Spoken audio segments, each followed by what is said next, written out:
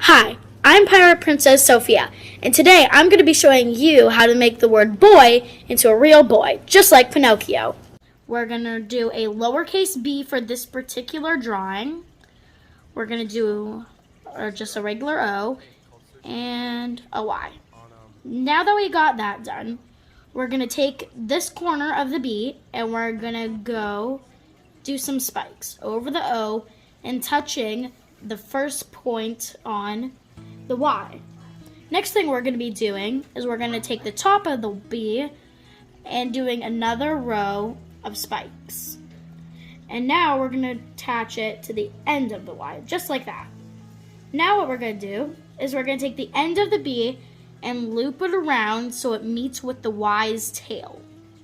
Next, we're going to do two little circles inside the circles of the eye. Now, we're going to do a big smile. Now, since this is going to be Pinocchio, we're going to make him have a long nose. And that's all. Hi, I'm Byron. What? Hi, I'm Byron Princess Sophia. And welcome. Dang.